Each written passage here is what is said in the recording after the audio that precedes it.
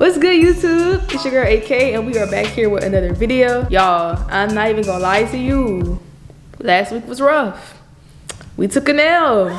We did take an L. It's all good. It happens in trading, you know, it's a thing.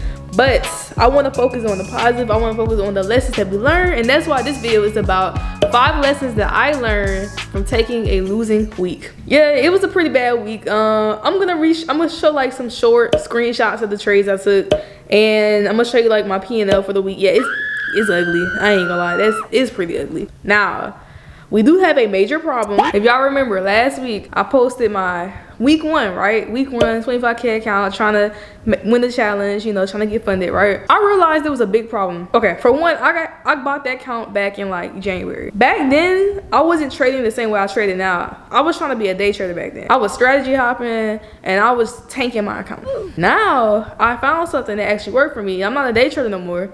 I'm a swing trader. The problem is, when I bought that funded challenge, I did not include weekend holding on that account. I know a swing trader that can't hold over the weekends is like crazy, right?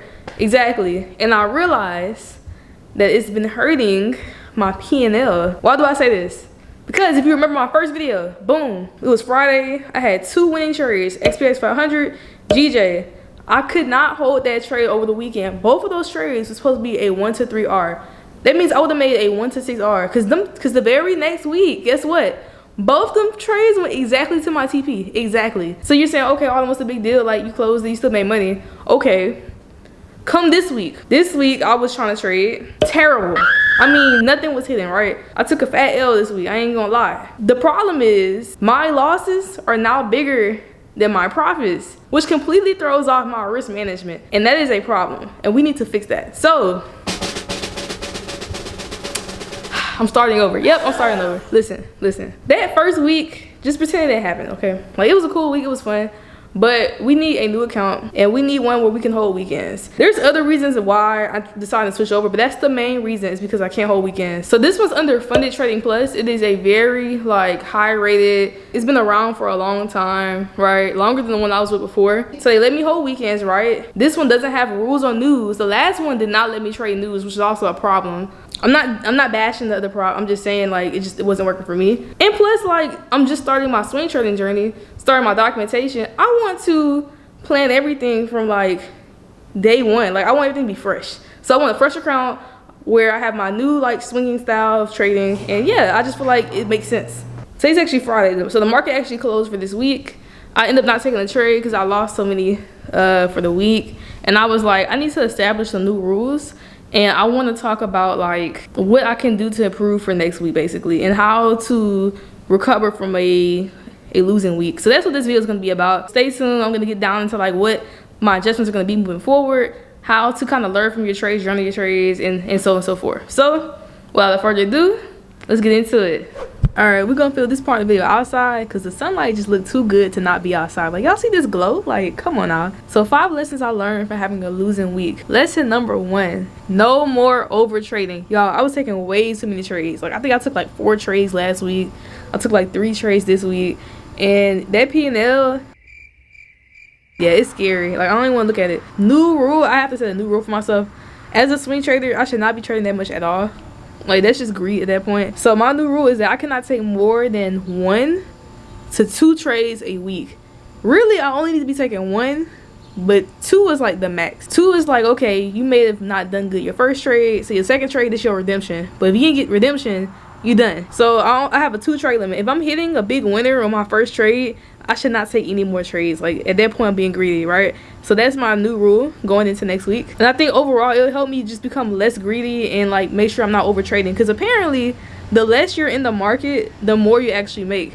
The more you're in the market, the more chances you have of losing that trade. Lesson number 2, I must wait for a 4-hour candle closure. There was so many times where like I'll wait for the 2 hour to close, and I'll be like, oh, I think the 4 hours is gonna be fine, because it was like 30 minutes before closing, and then literally 30 minutes later the candle drops. I'm just like, what? Right? So I have to wait for that candle to close, no matter how. It can't be like 30 minutes before. Like, it has to be like within those last couple minutes. Even then, like, I need to make sure that candle is like set, because I was getting faked out of certain positions that should have never happened. So waiting for a full candle closure is a must going into next week. Lesson number 3, set and forget. So the first week I was doing terrible with set and forget. Like I was just, if I saw it go up and it went down, I was like, let me get out this position. Like I wasn't doing a good job. The second week I did pretty good at like setting and forgetting, but unfortunately it was just not hitting TP. It was hitting my stop loss, so it was it wasn't doing good. I know overall setting and forgetting is like the way to go. So I gotta make sure that once I'm in that trade, I'm in it.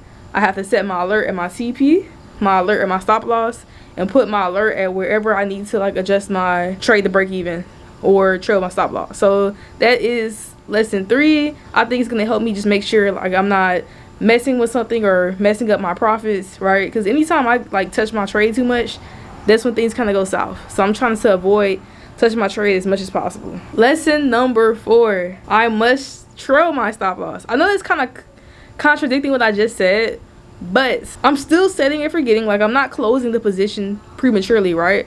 But I am trying to lock in some profits as my price move, because there was also times in the market where the price would actually like go up in my direction and then it would end up like going down and stopping me out, right? But being able to trail my stop loss helped me reduce my risk over time. Let's say I was like in profit, right?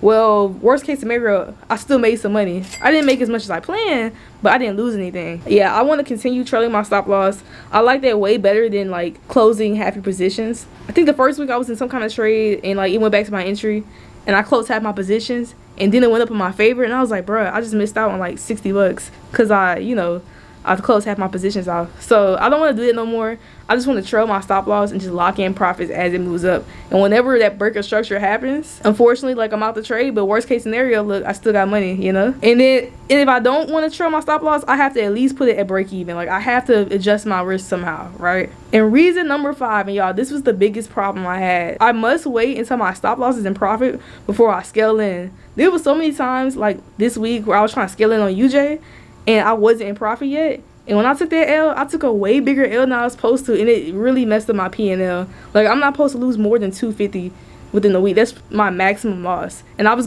above that, which is terrible, right? So I have to make sure that I'm actually in profit before I scale into another position.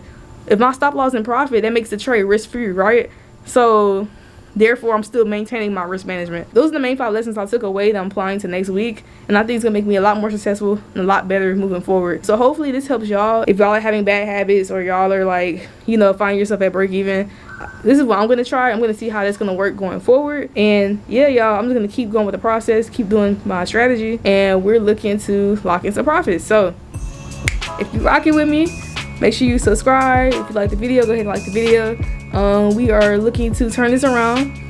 That week don't even matter because it's a whole new challenge. So that whole week don't even happen. It never happened. Brand new challenge, brand new week 1 again, you feel me, starting next week. So if you're ready for it, go ahead and drop a like, drop a comment, and let me know what you are excited for. Let me know how you're doing in your journeys. And until next time, y'all, it was great talking to y'all. I can't wait to see y'all next week. Can't wait to get funded. Stop playing. Okay, all right, y'all, talk to y'all later. Bye.